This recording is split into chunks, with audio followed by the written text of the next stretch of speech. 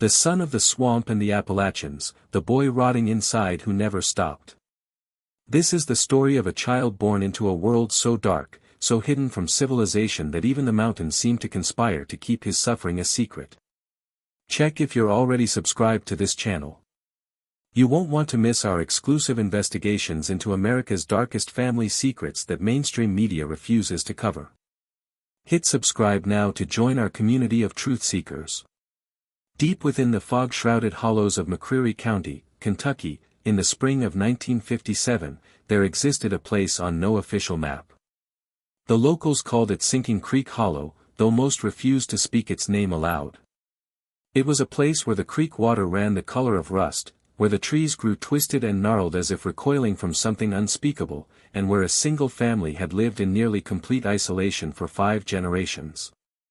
Sometime around 1803, the Cottle family first settled in that remote corner of Appalachia, when the territory was still wild and lawless.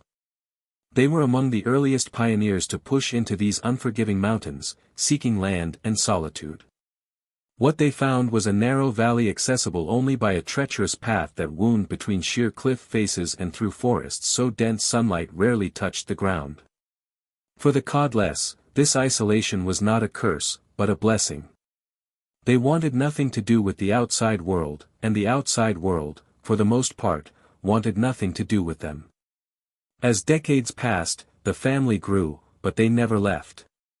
Sons married cousins, daughters wed uncles. The bloodline folded in on itself like a snake swallowing its own tail. By the time Ezra Cottle was born on March 15, 1957, the family tree had become something geneticists would later describe as catastrophically compressed. His mother, Bessie Mae Cottle, was 17 years old. His father, Homer Cottle, was also her half-brother. Homer's father, Elijah, was also Bessie Mae's grandfather. The connections were so tangled, so impossibly intertwined, that when county officials finally attempted to diagram the family relationships decades later, they found Ezra was simultaneously his own second cousin, his father's nephew, and his grandmother's great-grandson. The cabin where Ezra entered the world had stood for over a century. It was a single-room structure built from hand-hewn logs with gaps in the walls stuffed with mud and newspaper. There was no electricity, no running water, and no road leading to it. The nearest town, Whitley City, was 18 miles away through terrain so difficult the journey took 2 full days on foot. Bessie Mae went into labor on a night when a late winter storm howled through the hollow. There was no midwife, no doctor, no one to help except her mother, Clementine, who was also her aunt, and her grandmother, Hattie, who was 73 years old and nearly blind. The birth was difficult. Bessie Mae screamed for hours while the wind tore at the cabin's tin roof. When Ezra finally emerged just before dawn, the women fell silent. The baby was alive, but something was terribly wrong. His head was misshapen, elongated in a way that seemed almost impossible. His eyes were set too far apart, giving him an unsettling, almost alien appearance. One of his legs was twisted backward at the hip, and when he opened his mouth to cry, they saw his palate had not formed properly, leaving a gaping hole where the roof of his mouth should have been. But there was something else. Something the women noticed only as the days passed. The baby smelled wrong.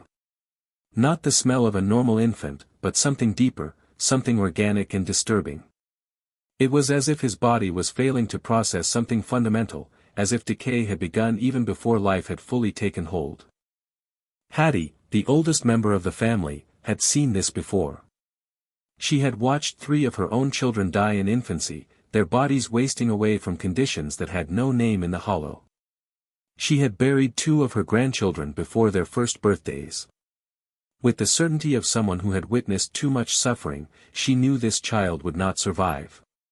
Check if you're already subscribed to this channel. But in Sinking Creek Hollow, she said nothing. Such things were not discussed.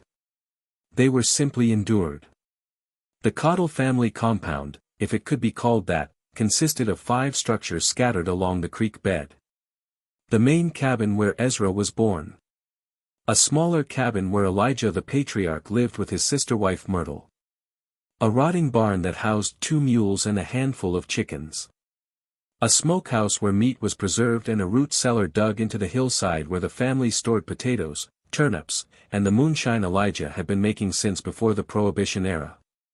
The family survived through subsistence farming, hunting, and the occasional sale of moonshine to traders who made the dangerous journey into the hollow twice a year. They grew corn, beans, and squash in small patches of cleared land.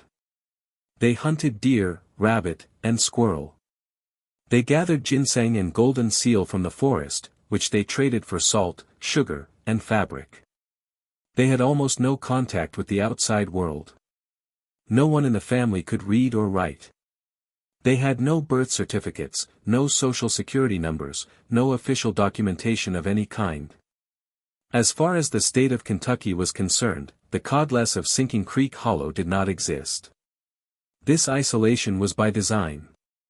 Elijah Cottle, who was 68 years old when Ezra was born, ruled the family with absolute authority.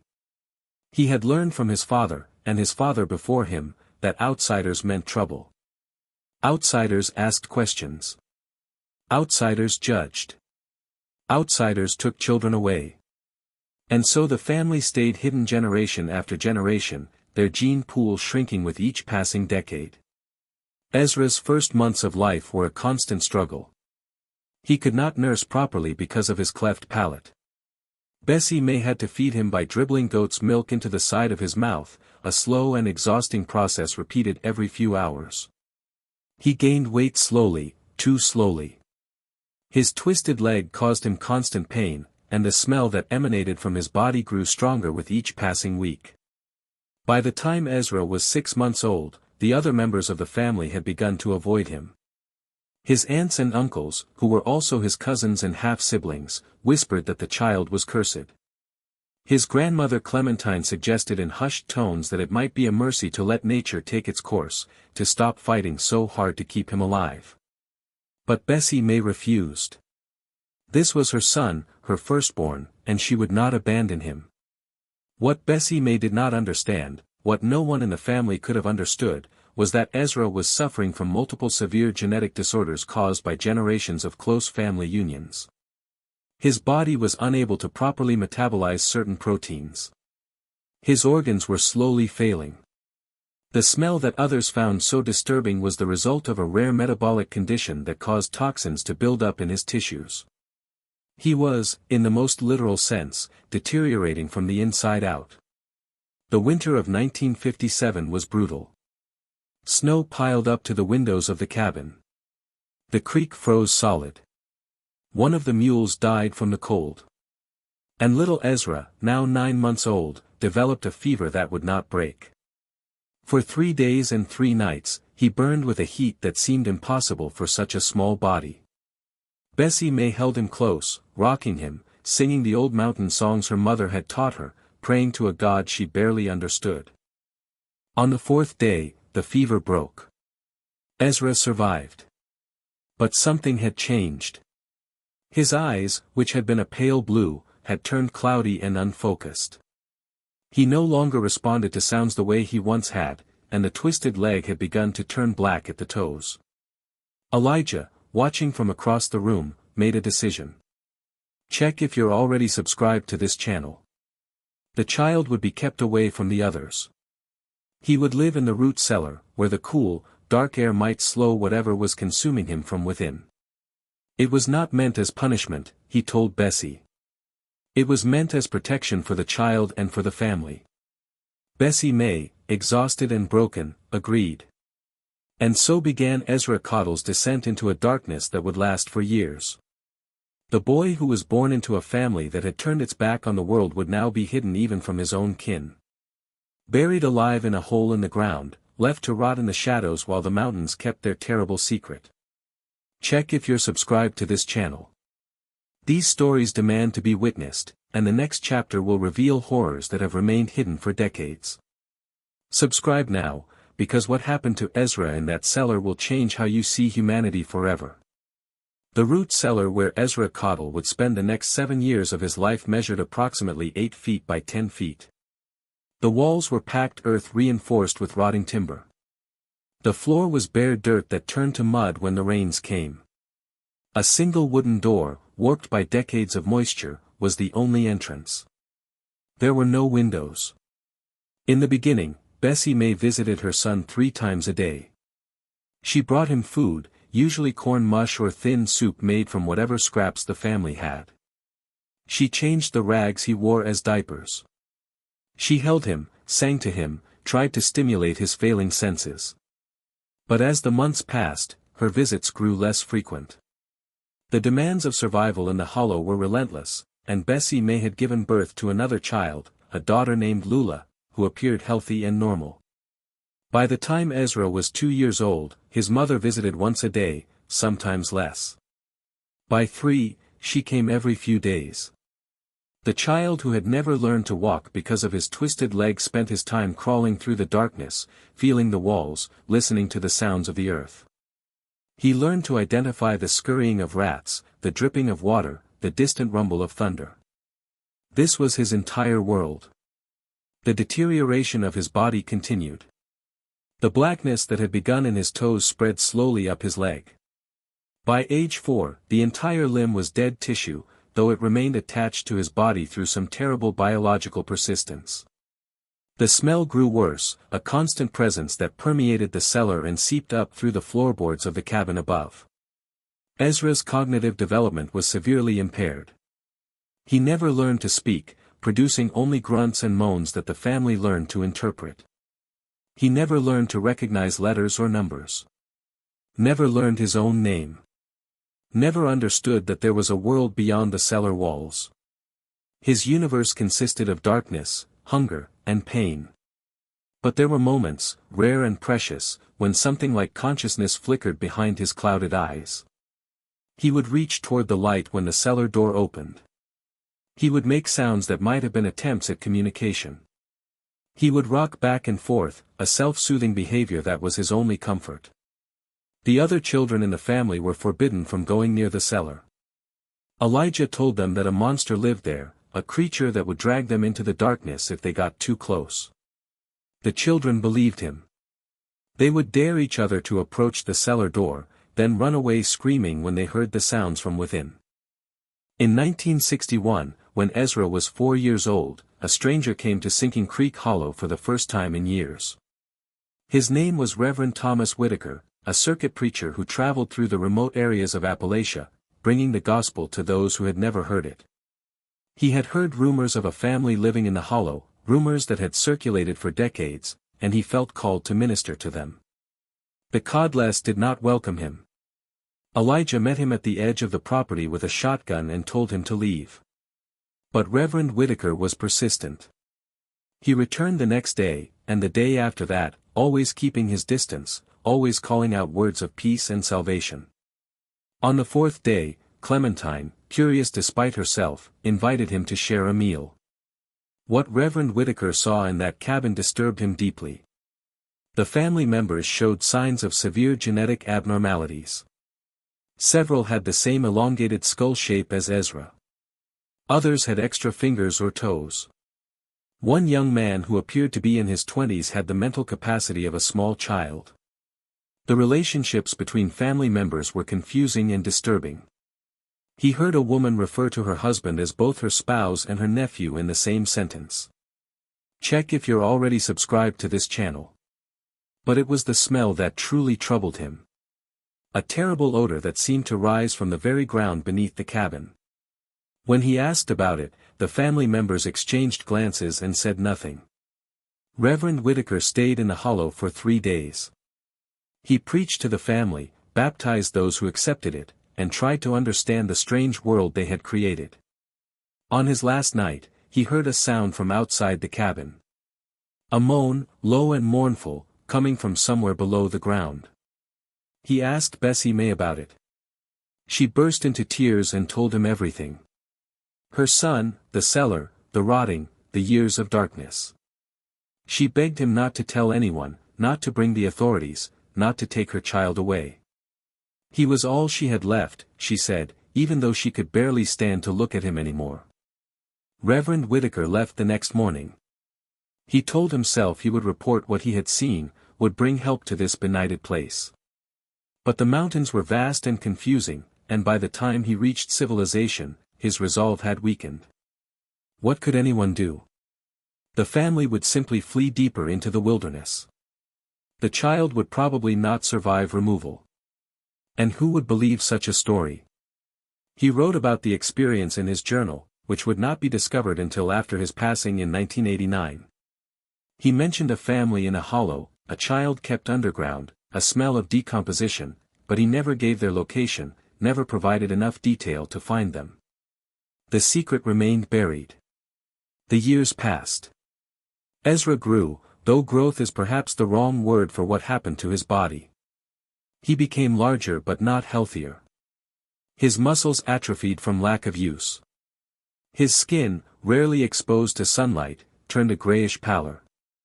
The dead tissue of his leg eventually separated from his body entirely, leaving a wound that never properly healed.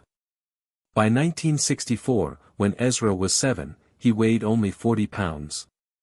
His body had curved into a permanent fetal position from years of lying on the cellar floor.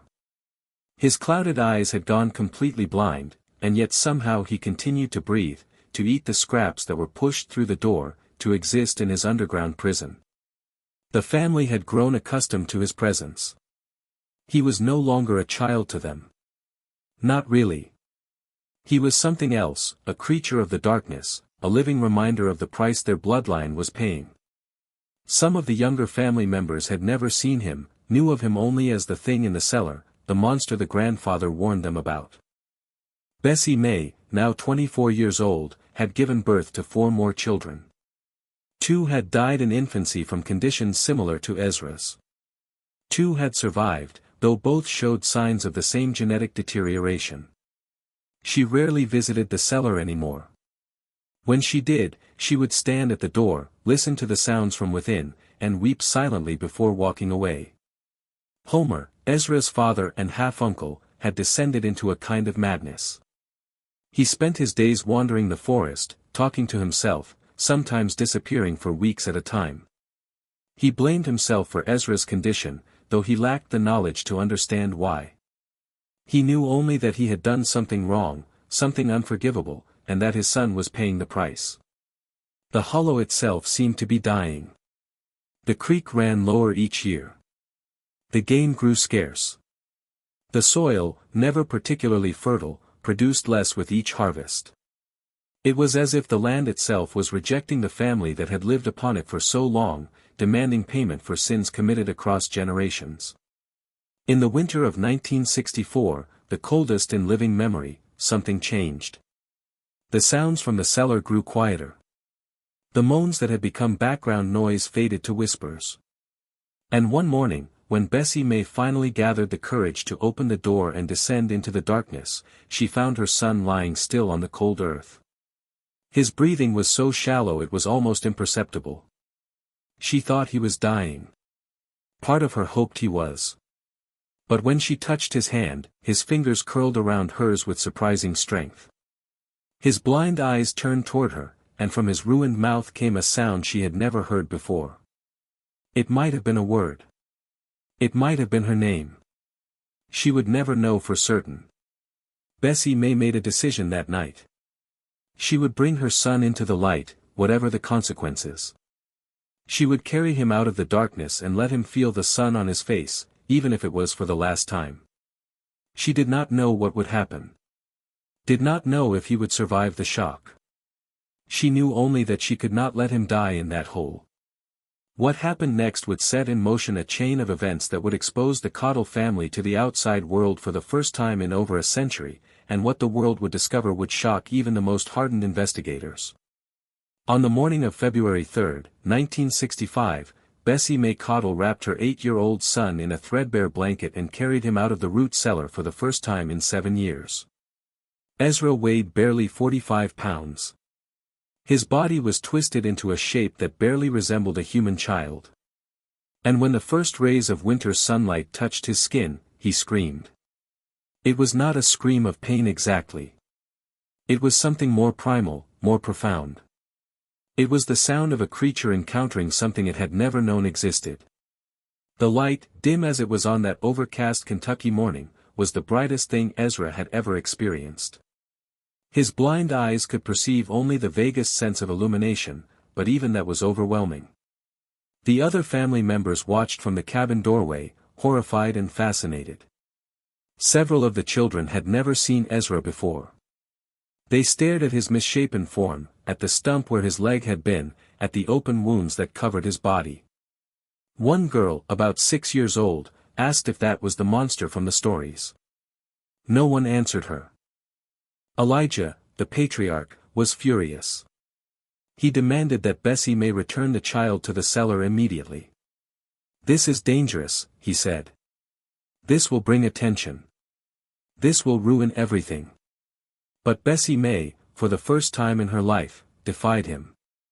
She told him that her son would die in the light if God willed it, but he would not die in that hole. The confrontation lasted several minutes.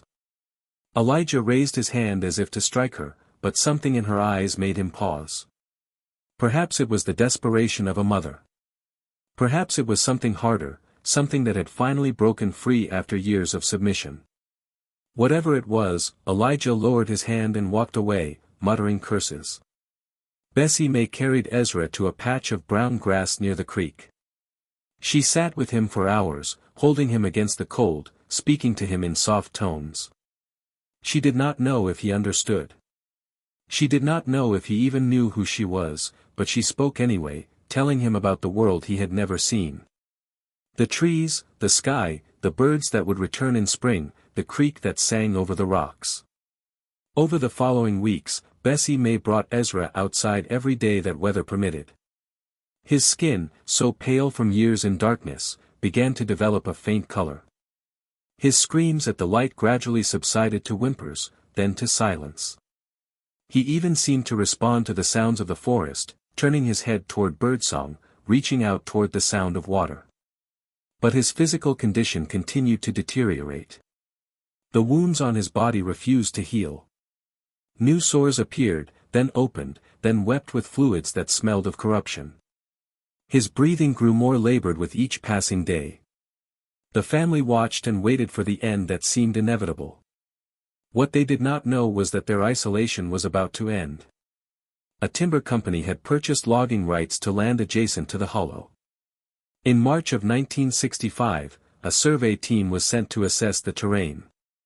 They were not supposed to go as far as Sinking Creek, but one surveyor, a young man named Robert Harris, became separated from his team and wandered deeper into the mountains than intended. Robert smelled the hollow before he saw it, a stench of decay and wood smoke that seemed out of place in the pristine forest. He followed it, curious, and emerged from the trees to find a scene that would haunt him for the rest of his life. A young woman sat by a creek holding what appeared to be a child. But the child was wrong. Horribly, impossibly wrong. Its body was twisted and broken. Its skin was covered in open sores. And even from a distance, Robert could see that something catastrophic had happened to this creature, something that went beyond any illness he had ever witnessed. The woman saw him at the same moment he saw her. She clutched the child to her chest and screamed, a sound of pure terror.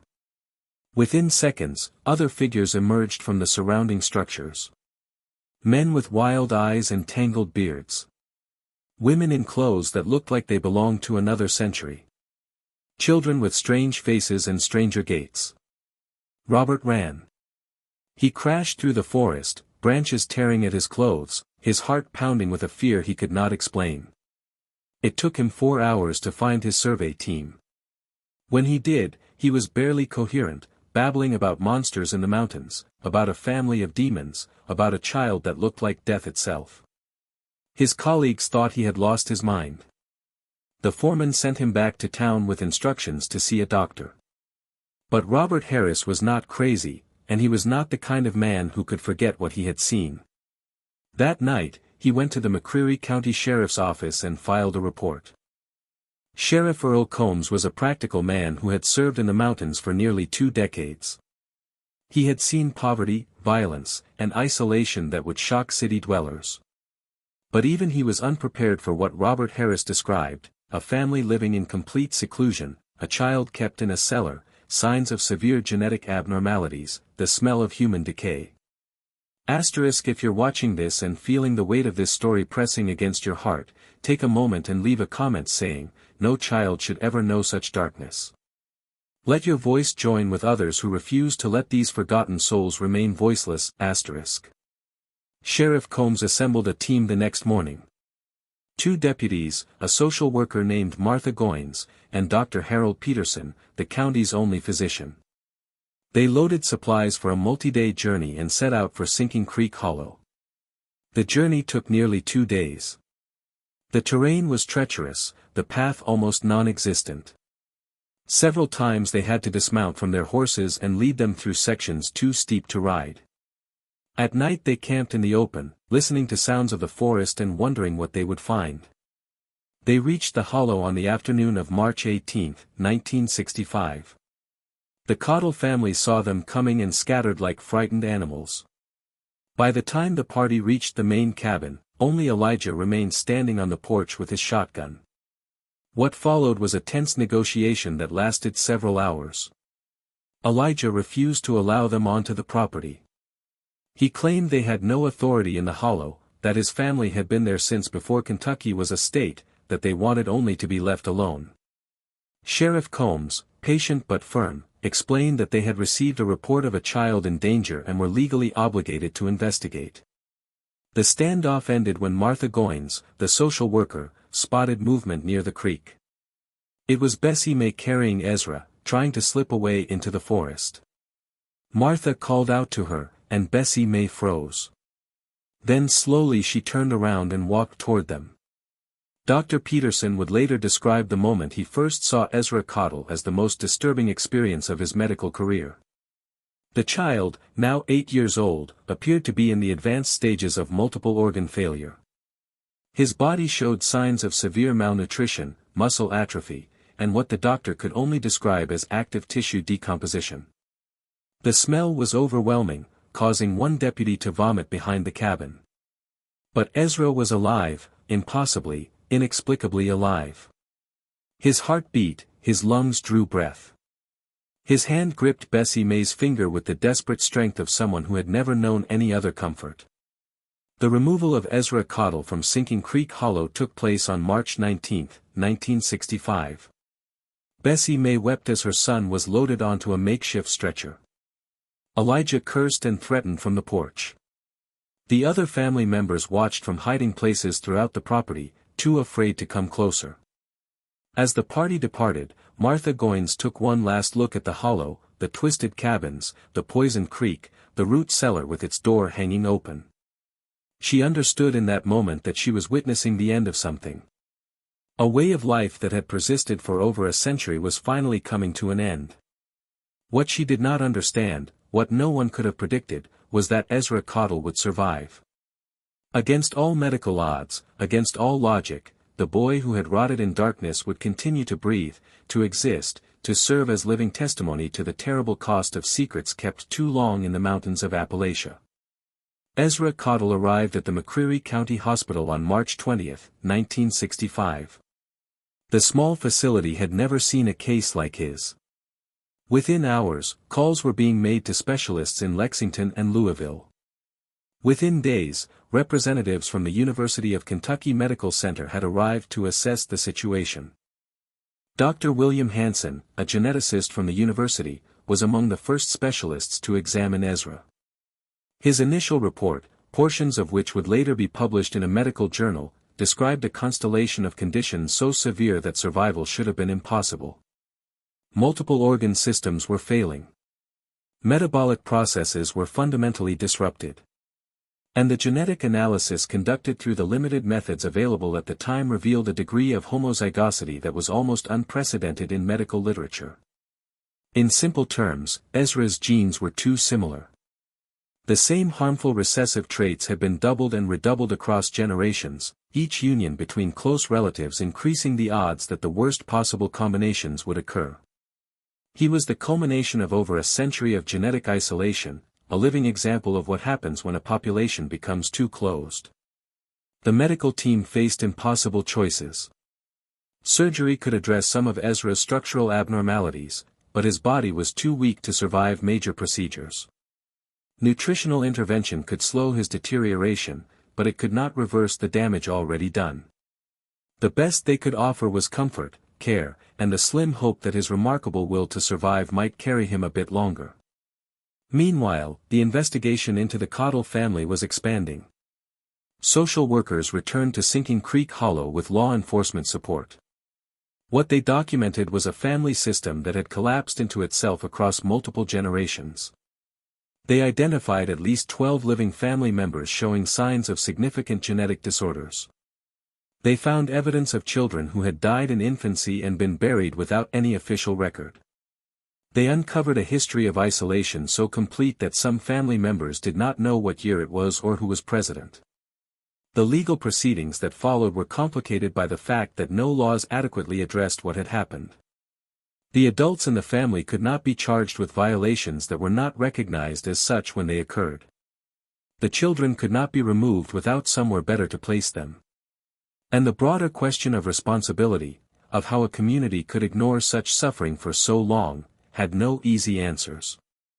Newspaper reporters descended on McCreary County, hungry for a sensational story. Headlines appeared across the state and eventually the nation. Mountain family found living like animals. Child kept in underground prison for years.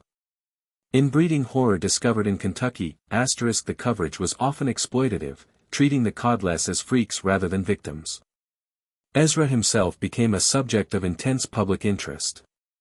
Photographs were taken, though Bessie May fought desperately to prevent their publication. Letters arrived at the hospital from around the country, some offering prayers, others demanding that the child be exhibited as a warning against moral degradation. One carnival owner offered to pay for Ezra's care in exchange for display rights. The hospital administration rejected this offer with disgust. Through it all, Ezra remained largely unaware of the chaos swirling around him. His world had expanded from a dark cellar to a hospital room. But his capacity to understand that expansion was severely limited. He responded to voices, sometimes reaching toward sounds that pleased him. He ate when food was placed in his mouth. He slept for long hours, his broken body demanding rest. And he continued to deteriorate, slowly but steadily, as the damage accumulated over years took its inevitable toll. Bessie May was permitted to visit her son twice a week. These visits were supervised, as the authorities were still determining her level of responsibility for Ezra's condition. She would sit beside his bed holding his hand, speaking to him in the same soft voice she had used during those brief outdoor moments in the hollow. Sometimes she sang the old mountain songs. Sometimes she simply wept. During one visit in April 1965, Martha Goines, the social worker, asked Bessie May about the decision to keep Ezra in the cellar. Bessie May's response, recorded in the case file, was heartbreaking in its simplicity. She said that she had done what her family told her to do. She said that she had not known there was another way. She said that she had loved her son, had always loved him, but that love had not been enough to overcome the weight of generations of isolation and ignorance. She described the night Ezra was born, the horror she felt at his deformities, the pressure from Elijah to let the child pass naturally. She described the years in the cellar, the guilt that consumed her every time she failed to visit, the way she had tried to convince herself that darkness was merciful. And she described the moment she decided to bring him into the light, the realization that she would rather watch him die in the sun than live another day in that hole. Martha Goines noted in her report that Bessie May showed genuine remorse and attachment to her son. She also noted that Bessie May herself was a victim, a young woman born into circumstances that offered no education, no alternatives, and no understanding of the wider world. The question of blame, she concluded, was far more complicated than the newspapers suggested. The summer of 1965 brought modest improvements in Ezra's condition. The hospital nutrition program had added some weight to his frame. Regular physical therapy had loosened his permanently contracted muscles slightly, and the absence of the cellar's damp cold had allowed some of his wounds to partially close. For a brief moment, there was cautious optimism that he might stabilize. But September brought a severe respiratory illness that swept through the hospital ward. Ezra's compromised immune system was no match for the virus. Within days, he developed pneumonia. Within weeks, he was fighting for his life once again. Dr. Hansen, who had continued to follow the case, made a decision. He arranged for Ezra to be transferred to the University of Kentucky Medical Center, where more advanced care was available. The transfer occurred on October 3, 1965, nearly 7 months after Ezra had first emerged from the cellar into the light. The medical center became Ezra's home for the next 18 months. A team of specialists worked to address his various conditions, achieving small victories that were celebrated as miracles. His nutrition improved. His remaining leg grew stronger. He even began to respond more consistently to voices and sounds, showing signs of cognitive development that had been stunted by years of sensory deprivation. But the underlying deterioration could not be stopped. His organs continued to fail, one system after another showing the strain of genetic damage too profound to repair. The smell that had marked him since birth grew fainter as his body was better cared for, but it never disappeared entirely. Something was still wrong at a fundamental level, something that no medicine of that era could address. The medical team documented everything, creating a record that would inform future understanding of consanguinity and its effects. Photographs tracked his physical changes. Tests measured his declining function. Reports detailed every intervention and its outcome. Ezra Cottle, who had spent his early years in anonymous darkness, became one of the most thoroughly documented cases in the medical literature of his time. On April 11, 1967, Ezra Cottle passed away at the University of Kentucky Medical Center. He was 10 years old, though he had experienced only fragments of what most 10-year-olds know. He had never attended school, never played with other children, never learned to read or speak or understand the world beyond immediate sensation. His life had been defined by darkness, by pain, and by a body that betrayed him from the moment of his birth. The official cause was listed as multiple organ failure secondary to congenital abnormalities. But those who had cared for him knew that the real cause was deeper, older, rooted in decisions made across generations by a family that had turned its back on the world. Bessie May was present at the end. She had been granted permanent visitation rights after the courts determined she posed no threat to her son. She held his hand as his breathing slowed, as his heart finally gave out, as the struggle that had defined his brief existence came to its inevitable conclusion. She did not scream or wail. She simply sat in silence, tears streaming down her face, mourning a child she had failed in ways she was only beginning to understand. The funeral was a small affair. Ezra was buried in a cemetery in Lexington, far from the hollow where he had been born. A simple headstone marked the grave, bearing only his name and dates. No mention of the cellar, no mention of the family. Just a name, proof that he had existed, that his suffering had been real. The Cottle family of Sinking Creek Hollow dispersed in the years following Ezra's removal. Elijah died in 1968, refusing medical care until the end. Clementine followed a year later. The younger family members were gradually absorbed into state custody programs, foster care, and occasionally prison. The cabins rotted and collapsed. The creek reclaimed the land. By 1975, nothing remained but ruins and memories. But the legacy of what happened in that hollow persisted. Medical researchers continued to study Ezra's case for decades, using it to understand the genetic consequences of consanguinity. His suffering became data. His life a cautionary tale cited in textbooks and journals. Martha Goines, the social worker, spent the rest of her career working to identify isolated families in the Appalachian region.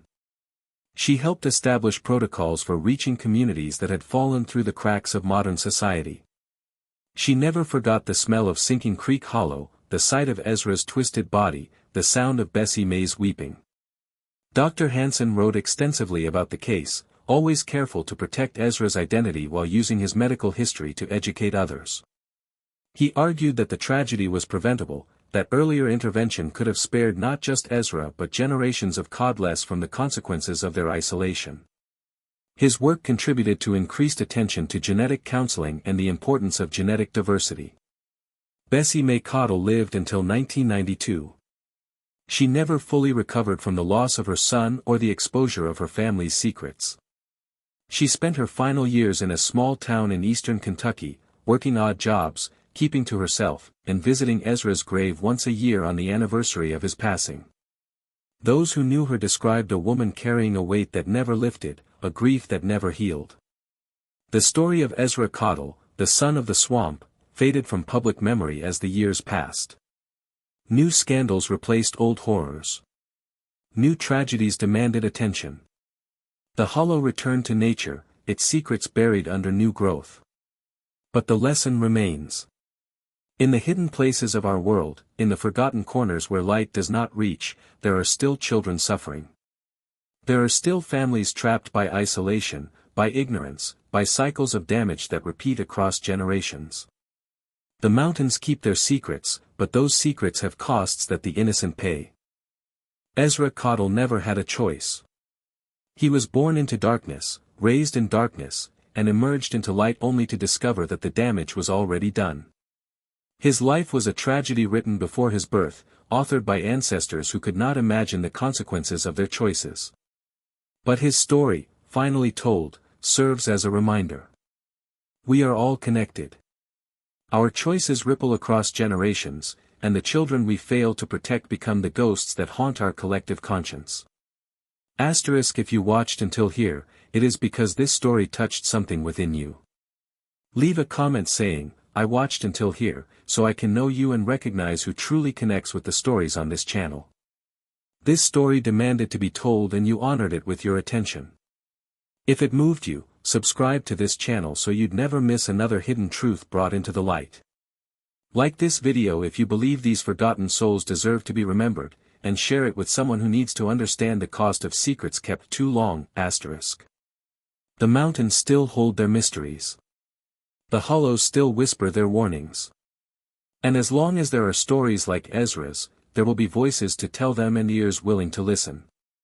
Until next time, remember, the past is never truly buried. It waits, patient and terrible, for the light that will finally expose it to the world.